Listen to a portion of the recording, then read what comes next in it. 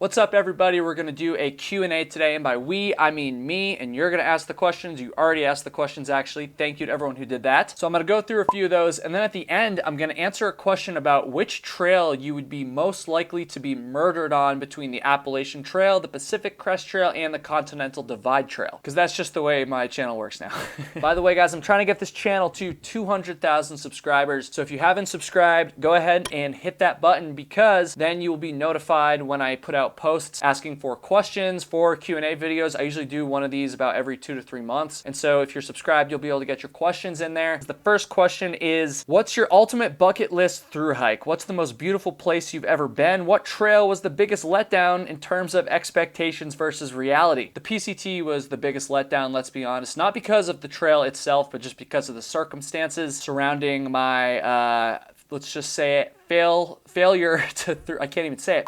My failure to through hike the PCT. The most beautiful place I've ever been. I've been so privileged to have traveled to so many beautiful places in the US over the last few years. So it's hard to pick, but I'm gonna say the White Mountains in New Hampshire. That place just has a special place in my heart. And then bucket list through hike, nothing really jumps out, to be honest, but I will say I would like to Triple Crown. And so the CDT is probably the first trail that comes to mind there. How's Flossie doing? What has he been up to since the PCT? Will you two go back to finish the missing sections of the PCT together? Flossie is doing good. He obviously hasn't been on the channel since the PCT, but he's doing good. I went and actually saw him for the first time since the PCT a few weeks ago. We went to watch game 1 of the Bruins versus Panthers playoff series, which ended tragically, but the Bruins won game 1 that we were at, so that was fun. And then as far as going back, I am pretty sure I'm gonna go back. The only reason I say pretty sure is because I haven't booked any flights or anything yet, and Flossie is kind of on the fence.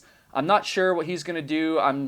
He just needs some time to think about it and figure it out. I hope he will, but obviously life circumstances and everything, I'm not sure if it'll happen, but if he wants to, I would be stoked on that, and I'm sure you guys would too. This is an interesting question, kind of about the direction my channel's going. Would you consider splitting your channel into 2 separate channels? One for trail mysteries and the other for your typical hiking content? Thanks for all your hard work and contributions to the community. That's so nice. Thank you so much, Diesel Weasel, dude. This is a good question. It's something I've thought about quite a bit because obviously my channel's taken a slightly different direction over the past few months. I'm still making backpacking content, but I'm also making these trail mystery videos, which are bringing in not only a much larger audience, but also a much more broad audience. I'm sure there's still a lot of people that watch those videos that are hiking nerds like me. And so in a perfect world, it probably would make sense to split my channel and do one focused on the trail mysteries and one focused on the backpacking content. However, I've spent years building up this channel, and if I were to start a completely different channel, I would really be losing a lot of progress there. And then at the same time, even though they are kind of 2 different genres of video, they're still all trail related. Like, I don't ever see myself covering mysteries that have nothing to do with hiking. I think I've carved out a nice little niche here where I can capture some of the audience that wants the hiking specific stuff and also capture, like I said, a much broader audience that are more interested in the mysteries. And so for now, I'm just gonna keep doing things the way I have been. We're gonna get hiking content on here, and we're gonna get plenty of hiking trail related mysteries as well. And speaking of the mystery videos, Danielle said, what inspired you to start the true crime /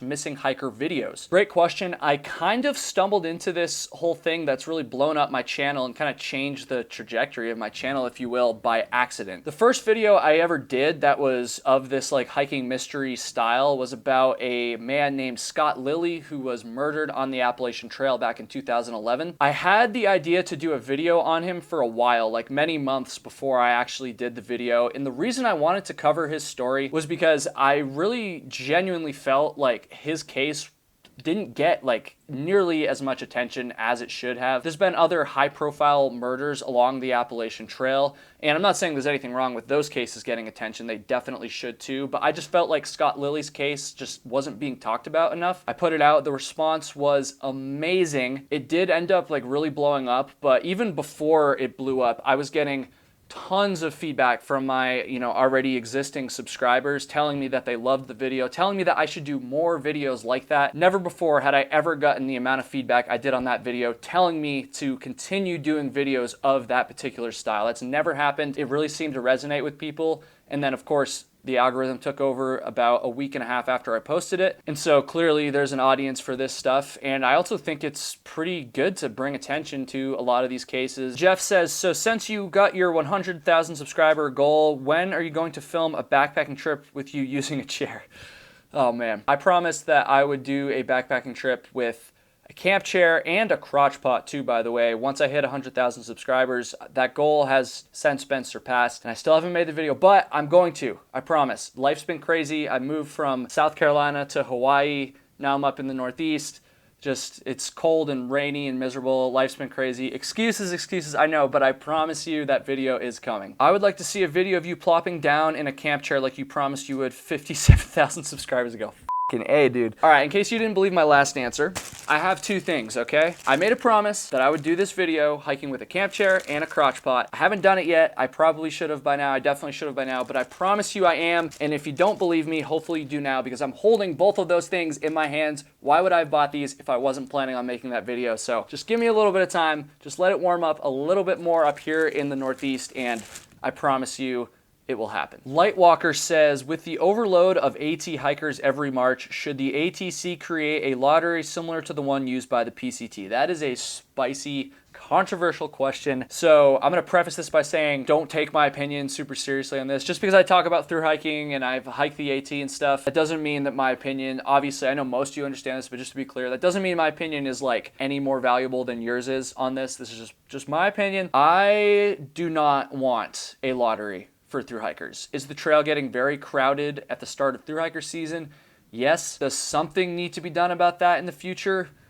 Maybe. Like, I'm not going to deny that it's creating a problem, but I don't know. Again, maybe I should think this through more, but I just don't like the idea of limiting people's access to trails, especially a trail that is largely on public land that we all pay taxes on. I just don't think that's right. I mean, I feel like everybody should be free to go hike these trails. I don't like the idea of a lottery system. I don't like the idea of permits and limiting things. Listen, I know there's probably some loopholes in that argument, and feel free to roast me in the comments for it, but Andy said, do you dislike that the algorithm has somewhat pushed your channel into true crime? No. I mean, let's break this down. First of all, there's obviously the benefit of the fact that my channel has grown significantly, so it'd be hard to dislike that, but there's also way more to it than that. I wouldn't call myself like a true crime nerd, but I mean, just the fact that I'm making these videos, like I obviously do consume true crime content. It interests me, and I really enjoy making the hiking mystery videos. I really do. Partially because I've been making the normal backpacking type of content for many years now, and so it's not that I don't enjoy making that. I'm gonna keep doing it, obviously, but it is nice to have a different series on my channel. It is nice to do things a little bit differently. And so I'm getting away from the question a little bit here, but at the end of the day, do I dislike that the algorithm has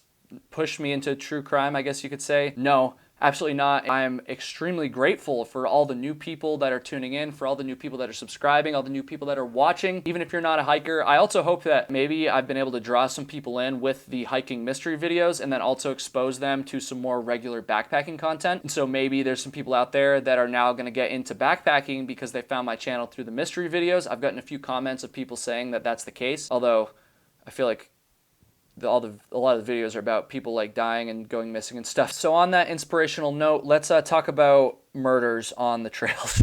The irony is also not lost on me that maybe I'm drawing people in from the mystery videos and then they're being afraid of hiking because they're seeing that. I really hope that's not the case. And so before I talk about the murders on each of the big three trails, I do just want to say each one of these trails sees a ton of foot traffic. The Appalachian Trail in particular sees millions of people every single year, not just through hikers, but day hikers, section hikers, weekend hikers, every type of hiker. And despite all that foot traffic, murders are exceptionally rare. I know they get highlighted a lot, obviously on my channel. They get highlighted just in general because they're very sad. It's instinctive. It's human nature to be afraid of these things. But I promise you, despite some of these very sad stories and very tragic and scary stories, these trails are a safe place. You just got to use common sense. There's a 99.999% chance you're going to be just fine. With that said, Desert Fox asked a very interesting question. I think they were joking, to be honest, but it's an interesting question, so we're going to talk about it. Given your recent series of videos, I'm wondering if I'm more likely to be murdered on the Appalachian Trail, Continental Divide Trail, Pacific Crest Trail, and I'm going to ignore the last part of this question. So I actually broke this down, and I'm actually going to start with the CDT. To the best of my knowledge, and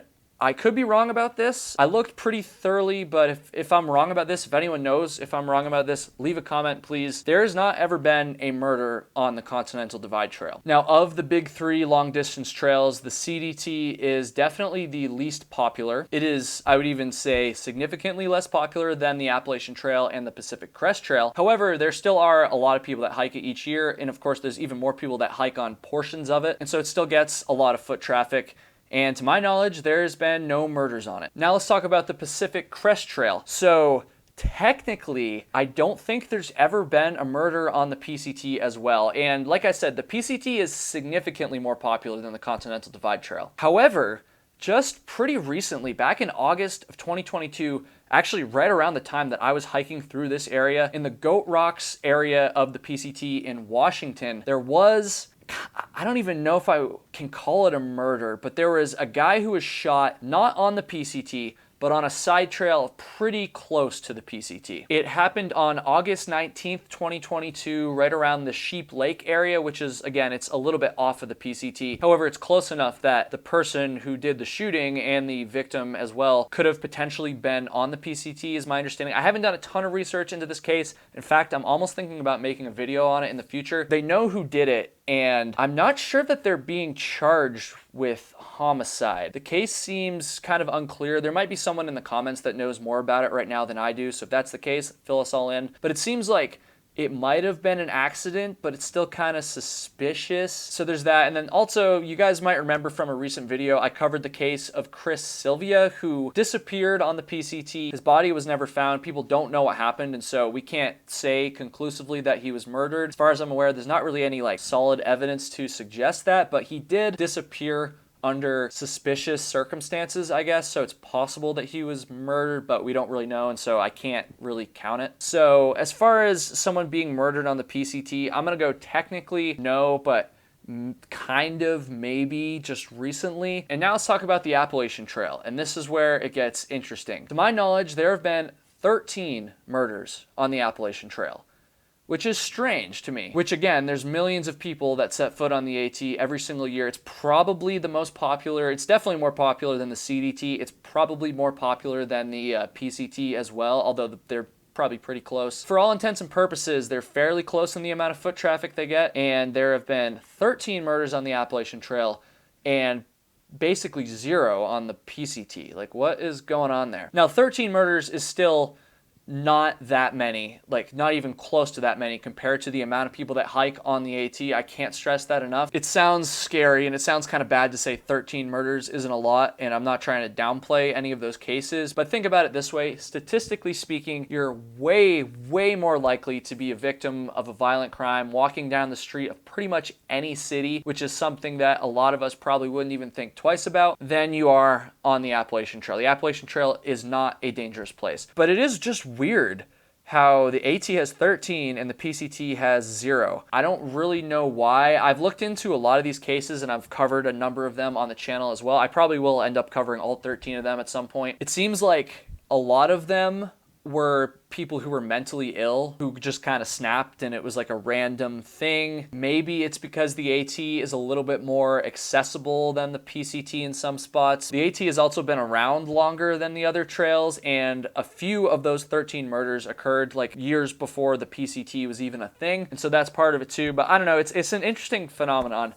I don't really know. Leave a comment, and a respectful comment, please, and let me know any theory that you have, because I don't know. If you guys watched all the way to the end of this video, I appreciate it. If you're the kind of person that watches to the end of all my videos, I'm talking to you right now. I would really, really appreciate it if you checked out the Patreon, patreon.com/KyleHatesHiking. It's just a few dollars a month. You're basically buying me a beer every single month. It is the #1 way to support this content. And of course, thank you so much to everybody who's already on there. You guys keep this stuff going. Much, much appreciated. And of course, thank you everybody for watching.